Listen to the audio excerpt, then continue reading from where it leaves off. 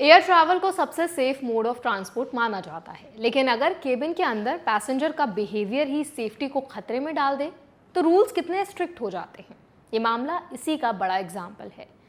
US federal aviation administration यानी FAA ने Alaska airlines पर $1,65,000 का सिविल पेनल्टी लगाने का प्रस्ताव रखा है। वजह बताई गई है कि एयरलाइन ने 11 ऐसे पैसेंजर्स को फ्लाइट्स में बोर्ड होने दिया जो विजिबली इंटॉक्सिकेटेड यानी कि नशे की हालत में थे। ये घटनाएं फरवरी 2024 से फरवरी 2025 के बीच हुई बताई जा रही हैं।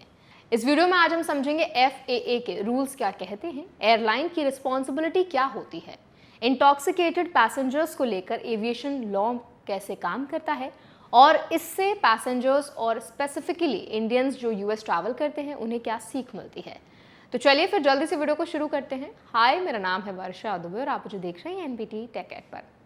FAA के अनुसार एविएशन सेफ्टी सिर्फ एयरक्राफ्ट और पायलट्स तक लिमिटेड नहीं है, बल्कि केबिन एनवायरनमेंट भी उतना ही इंपॉर्टेंट होता है।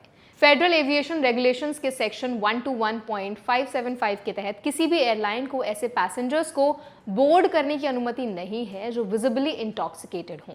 इसका पर्पस ये है कि फ्लाइट के दौरान किसी भी तरह का डिसरप्शन, अग्रेशन या सेफ्टी रिस्क ना हो।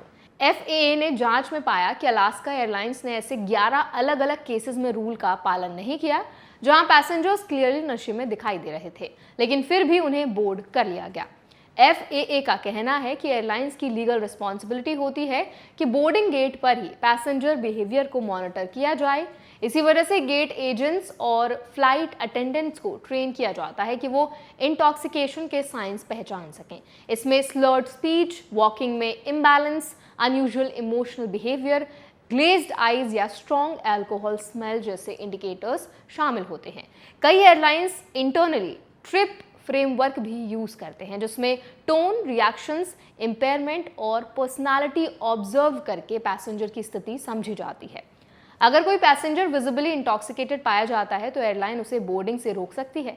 ऐसे केसेस में फ्लाइट कैप्टन को इन्फॉर्म किया जाता है और जरूरत पड़ने पर एयरपोर्ट पुलिस भी इन्वॉल्व हो सकती है।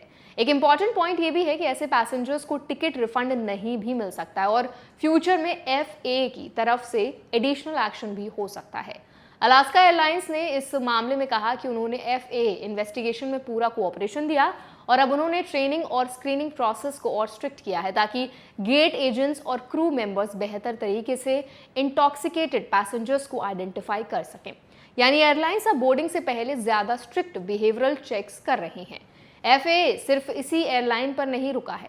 इससे पहले अमेरिकन एयरलाइंस और साउथ वेस्ट एयरलाइंस पर भी ड्रग और अल्कोहल टेस्टिंग कंप्लायंस से जुड़े मामलों में पेनल्टी प्रपोज की गई थी।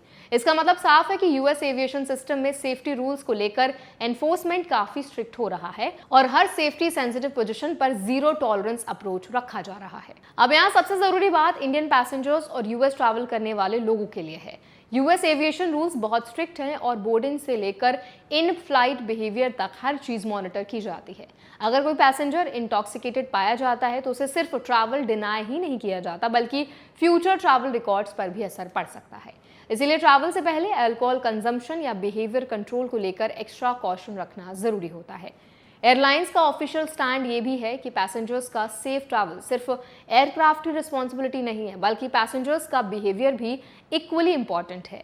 FAA का फाइनल डिसीजन अभी पेंडिंग है, लेकिन ये केस क्लियरली दिखाता है कि US एविएशन सिस्टम में सेफ्टी कॉम्प्रोमाइज बिल्कुल एक्सेप्ट नहीं किया जाता। ये पूरा मामला एक सिंपल मैसेज देता है कि फ्लाइट में बोर्डिंग सिर्फ टिकट का इशू नहीं बल्कि बिहेवियर और सेफ्टी कंप्लायंस का भी स्ट्रिक्ट लीगल सिस्टम है।